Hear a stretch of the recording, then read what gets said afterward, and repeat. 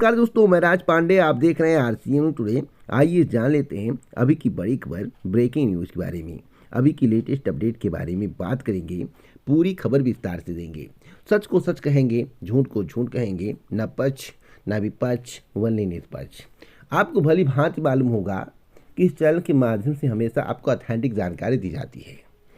आज 5 बड़ी खबरों के बारे में चर्चा करूंगा जो आपसे संबंधित हैं, और आपको इस विषय में जानकारी होना आवश्यक है कि आज जो मतदान हुआ है तीसरे चरण का, उसमें कौन कौन से मुद्दे हावी थे। उन मुद्दों को सुनकर आप इस बात का अनुमान लगा सकते हैं कि किसकी सरकार बनने वाली है। साथ साथ मैं आपको बताना चाहता हूं, गृह मंत्री जी ने एक बयान दिया है। उस बयान को सुनने के बाद आपको अपने आप पर भी हंसी आएगी अगर वह वीडियो सही होगा, क्योंकि वायरल किया जा रहा है तो आपको इसकी पुष्टि करनी चाहिए, कई चैनलों पर सर्च करना चाहिए। अगर यह वीडियो सही है तो आपको अपने आप पर खुद हंसी आएगी कि वास्तव में देश में क्या हो रहा है। अखिलेश यादव लगातार युवाओं के बारे में बोल रहे हैं। आज अखिलेश यादव ने क्या कहा उस बारे में चर्चा करूंगा। साथ साथ डीएलएड, बीटीसी, बीएड अभ्यर्थियों के लिए बहुत बड़ी खुशखबरी है। तो वीडियो को पूरा देखेंगे तभी आपको पूरी जानकारी मिल पाएगी, अन्यथा अधूरी जानकारी के साथ इधर उधर भटकेंगे, चैनल को सर्च करते रहेंगे। सबसे पहले उस वीडियो क्लिप को मैं दिखाना चाहता हूं जिसमें गृह मंत्री जी युवाओं की बात कर रहे हैं, लैपटॉप की बात कर रहे हैं। गृह मंत्री जी क्या कह रहे हैं आप सुनेंगे, खुद हंसेंगे और आप सोचने पर मजबूर हो जाएंगे। इस वीडियो क्लिप को देखने के बाद आप कमेंट बॉक्स में अपनी राय ज़रूर दीजिएगा, क्योंकि यह वीडियो खूब वायरल हो रहा है। इसकी मैं पुष्टि नहीं करता हूं, फिलहाल वास्तविकता होगा तभी वायरल हो रहा है। आप इसकी पुष्टि करिए अन्य चैनलों के माध्यम से, उसके बाद कमेंट बॉक्स में कमेंट करिए। तो आइए पहले वीडियो क्लिप को देख लेते हैं।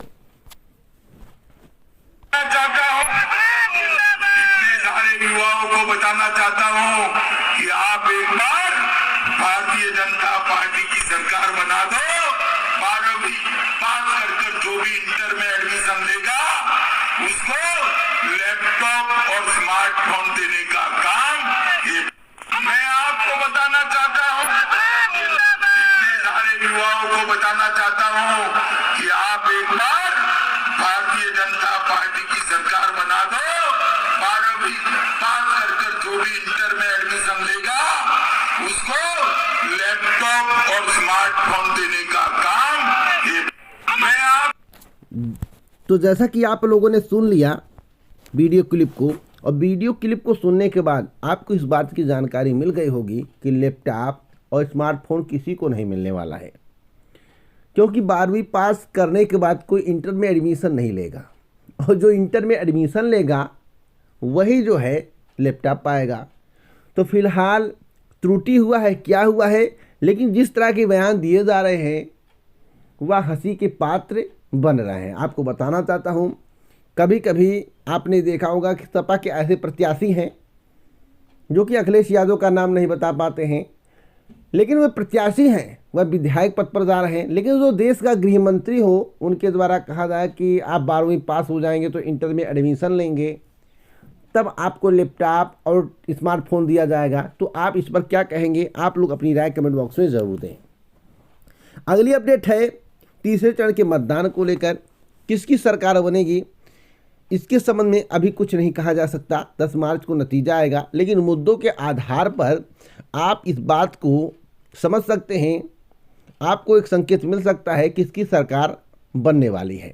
सरकार रिपीट होगी या सरकार परिवर्तित होगी।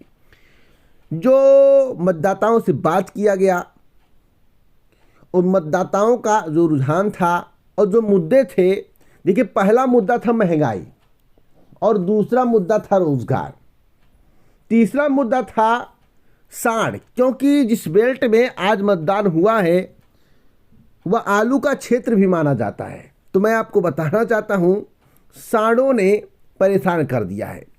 तो साढ़, महंगाई, रोजगार सबसे बड़ा मुद्दा था, और जो शहरी क्षेत्र थे जहां पर लोग दुकान किए हुए हैं वहां पर 70% लॉ एंड ऑर्डर को भी एक मुद्दा बता रहे थे।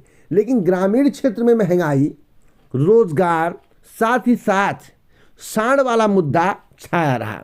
तो आप अनुमान लगा सकते हैं कि किस बेस पर वोट पड़ा है, किस तरफ वोट पड़ा है। मुझे बताने की आवश्यकता नहीं है, मुझे बताने की आवश्यकता नहीं है।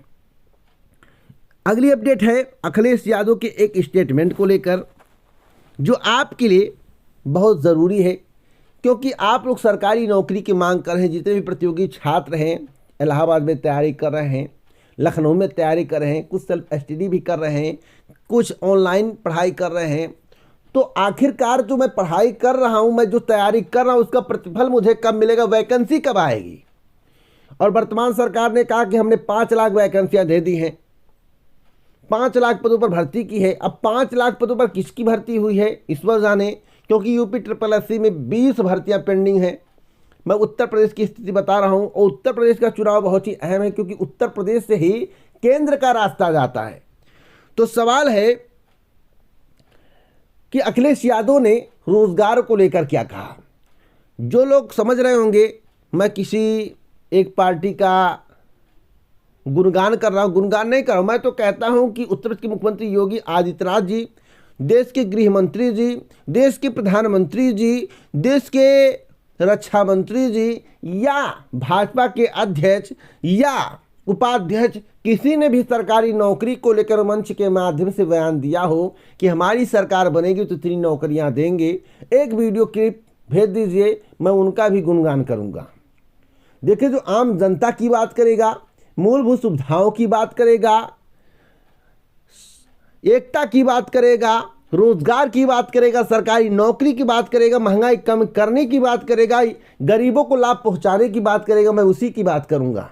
मैं बांटने वाला काम नहीं करता हूं, ना मेरे बस की बात है, ना इसके लिए मैं किसी से पैसा लेता हूं कि मैं आपको खबर दे रहा हूं तो मैं किसी से पैसा ले रहा हूं, नहीं। ईमानदारी से मैं तो कहता हूं कि मेरा मेल आईडी है rcnewstoday@gmail.com। अगर उत्तर प्रदेश के मुख्यमंत्री योगी आदित्यनाथ जी, देश के गृह मंत्री जी और उपाध्यक्ष अध्यक्ष कोई भी हो बीजेपी का, एक स्टेटमेंट दिखा दो कि हमारी सरकार बनने के बाद हम इतनी भर्तियां करेंगे। एक भी स्टेटमेंट खुले मंच से दिए हो जिस तरह से अखिलेश यादव दे रहे हैं या अन्य पार्टियां दे रही हैं, तो मैं उस वीडियो क्लिप को चलाना चाहता हूं। आप लोग भेज दीजिए, मुझे तो नहीं मिला, आप लोगों के पास हो तो भेजिए। मैं आपको बता दूं, मोटिवेट करने का अलग उनका तरीका है, ध्रुवीकरण कर रहे हैं, मतलब कि 80-20 वाला जो फार्मूला अपना रहे हैं वह सक्सेस होता नजर नहीं आ रहा है। इसलिए आप देख रहे होंगे कभी कभी नए नए स्टेटमेंट आते हैं। कभी जिन्ना आया था बीच में, उसके बाद बुलडोजर आया, उसके बाद 10 मार्च के बाद बुलडोजर काम करेगा, उसके बाद आप लोगों ने सुना होगा गुंडागर्दी वाला मामला। तो इस तरह के स्टेटमेंट आ रहे हैं। देखिए, अखिलेश यादव ने आज कहा कि हमारी सरकार बनेगी तो 11 लाख पदों पर भर्ती करेंगे। 97,000 शिक्षक भर्ती के अभ्यर्थी, प्रतियोगी छात्र सभी रैली में पहुंच गए थे, बैनर लेके बड़े बड़े होर्डिंग के साथ, बड़े बड़े होर्डिंग के साथ पहुंचे थे। और अखिलेश यादव ने उस बैनर को देखा, उसके बाद उन्होंने कहा कि घबराइए मत, प्रदेश में 11 लाख पद खाली हैं और 11 लाख पदों पर भर्ती होगी। पुलिस की भर्ती होगी, उन्होंने पुलिस का भी नाम लिया, सेना की भर्ती भी कराने का प्रयास किया जाएगा, जो भी रिक्त पद है उन्हें भरा जाएगा, क्योंकि 11 लाख पद बहुत होते हैं। चलिए 11 लाख उन्होंने कहा तो 11 लाख में अगर 7-8 लाख पदों पर भर्ती हो जाए तो कम है। आपको भर्ती से मतलब है, एक सीट से मतलब है। और मैं आपको बता दूं, जहां तक मुझे जानकारी है, शिक्षकों के 2 लाख के करीब पदों पर भर्ती होगी। जो मुझे जानकारी, मैं अपनी जानकारी के आधार पर बता रहा हूं। बीएड वाले परेशान ना हो, बीटीसी वाले परेशान ना हो, टेट वाले परेशान ना हो, उन्होंने साफ साफ मंच के माध्यम से कहा है। अब उनकी सरकार है नहीं, जब आएगी तभी भर्ती होगी, तो आपको वेट करना पड़ेगा, और जब वेट करेंगे तभी उसका लाभ मिलेगा। वह तो युवा निश्चित करेगा, प्रतियोगी छात्र निश्चित करेगा, जनता निश्चित करेगी कि इसकी सरकार हो आएगी। अब किसी को रोजगार चाहिए, किसी को हिंदुत्व चाहिए, किसी को 80-20 चाहिए। अब जिसका पलड़ा भारी होगा 10 मार्च को नतीजे में पता चलेगा।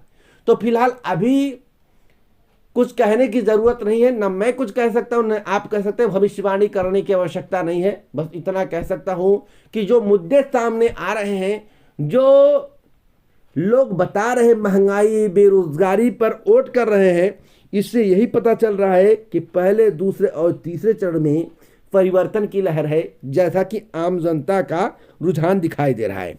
आगे जो चरण है उसमें क्या होगा, कोई भी अपडेट मिलेगी इस चैनल के माध्यम से आपको दी जाएगी। जय हिंद, जय भारत, नमस्कार।